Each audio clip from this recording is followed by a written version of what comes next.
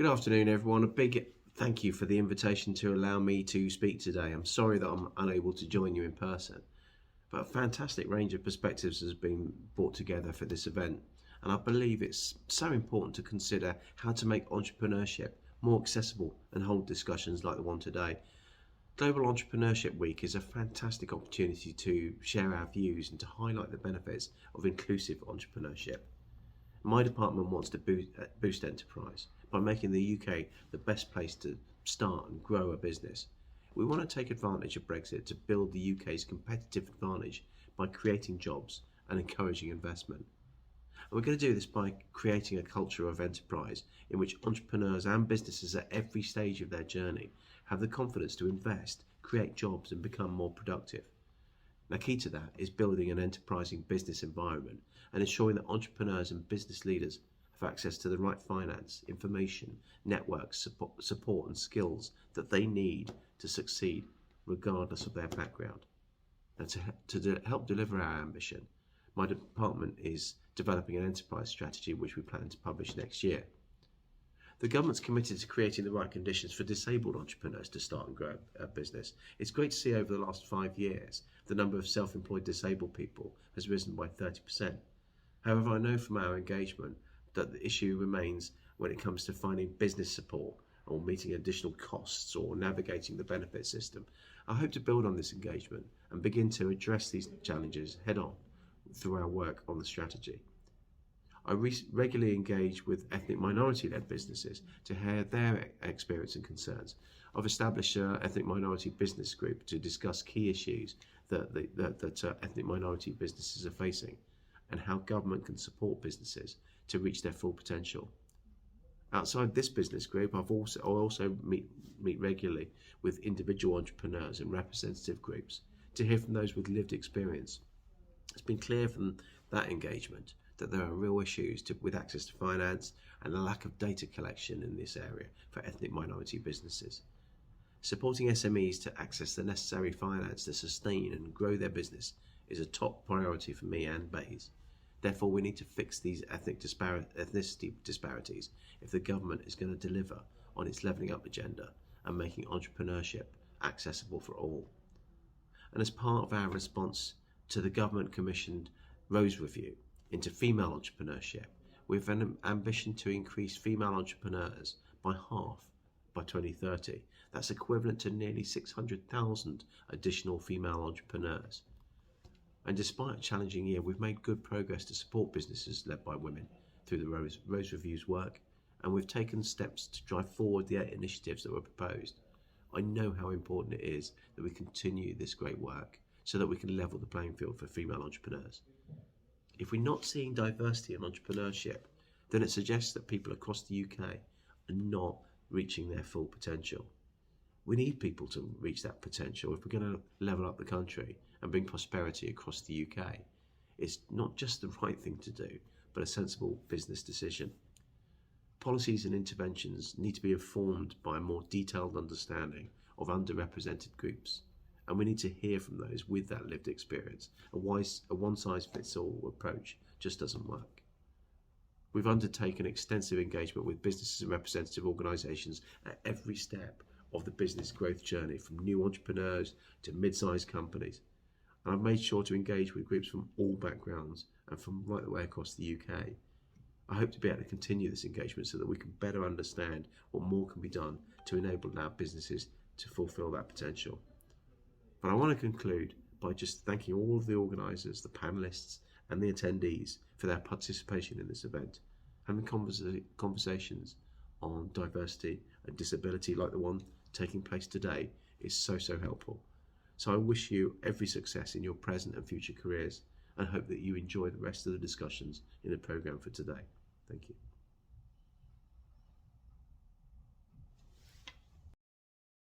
It's a pleasure to be with you today. I'm Dr. Lisa Cameron MP. I am MP for East Kilbride up in Scotland, and I'm also chair of the Inclusive Entrepreneurship all-party group in Parliament, which seeks to champion entrepreneurship right across every sphere of society, and particularly for those with protected characteristics, including people with disabilities.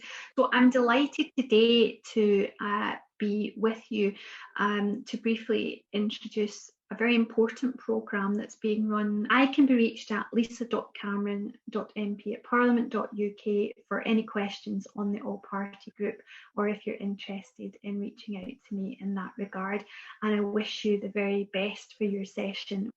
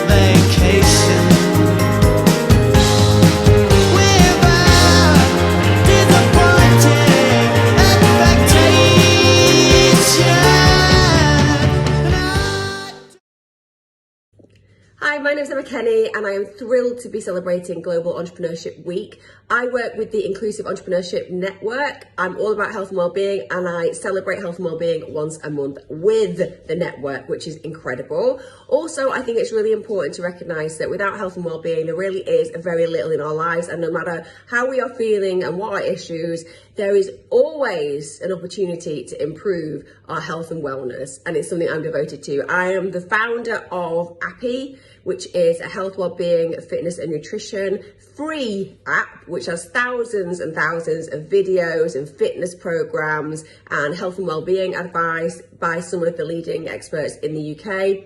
It's also a social network. It's about connecting people with similar interests and values, and also just reminding people that sometimes, even when you can feel really overwhelmed with health and wellness, all you need to do is take some really simple steps that will improve your life dramatically. It's those small changes that make big differences. I think after the last 2 years, more than ever, it is absolutely pivotal that we concentrate more on our health and wellbeing and recognise that no matter what our situation, just doing those small activities such as 5 minutes exercise a day, or making sure that you eat that non-processed meal on a budget. It doesn't matter who you are, what situation you've come from, APPI is there for you. So I am somebody who I think loves being part of the Inclusive Entrepreneur Network, because firstly, it connects me with people who are very similar value-wise, and secondly, it gives me the opportunity to meet people and remind myself of resilience. There is nothing as resilience as the Inclusive Entrepreneur Network. It's amazing. It's full of it. So thank you for listening to me. And if you want to know more about APPI, I've sent the link. Take care and see you next week when I'm doing the health and wellness thing.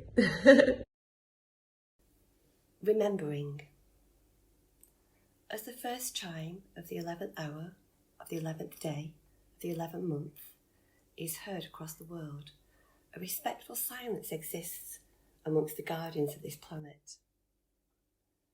Remembering each and every breath of those who marched to war in pursuit of a freedom treasured above all. Remembering how they marched knowing this would be a freedom they were likely never to see. Remembering the horrors that face them in combat, which our age of warfare can hardly comprehend, as they so often looked into the eyes of the other as their last breath was taken. Remembering the steely determination of the women left behind, whose role in life was changed forever. Remembering the faces of children and mothers, as some, just babes in arms, were given up to take refuge far, far away from the never-ending onslaught of bombs which dropped indiscriminately on their homes. Remembering the personal sacrifices in every aspect of life, from dusk till dawn, and the Home Guard, the often unsung heroes. Remembering the resistance in all its forms. Remembering the fallen, the breaths that were heard no more, matched only by the broken hearts of those who received the unspoken news. Remembering the dawn breaking in Compagnie in 1918. Within a wagon, both sides faced each other to bring about armistice, which brought an end to the bloodiest of wars. Remembering those who lost their lives in the unfathomable period between the signing of the document and the time declared to bring an end to the destruction. Remembering, finally, the need to hold in our hearts and minds the overriding freedoms that were fought for and ought to be held in perpetuity. Remembering, finally, the need to hold in our hearts and minds the overriding freedoms that were fought for and ought to be held. Remembering, finally, the need to hold in our hearts and minds the overriding freedoms that were fought for and ought to be upheld in perpetuity, in the face of all who seek to erode them. Introducing Universal Inclusion's the Inclusive Entrepreneur Network. Disrupting the realms of entrepreneurship, challenging perceptions and creating the 2030 Agenda paradigm shift. The Inclusive Entrepreneur Network. We are an international network supporting people with protected characteristics who are or wish to be entrepreneurs, focused in particular on disabled people. What we offer. We are a membership organisation, an international, real-world and virtual organisation. We offer our services for a nominal membership fee of just £100 paid annually. We offer Friday briefings open to non-members. Each week we share updates on current successes, emerging markets and issues facing inclusive entrepreneurs at this time. Business support, business startup and scale-up strategy coaching. These sessions can be undertaken one-to-one or as a group. an incredible community. You will have the opportunity to showcase your business with bespoke inclusive events and PR opportunities. You will be able to access peer support and mentoring, both group or one-to-one. Access leading programs with a discounted fee for members.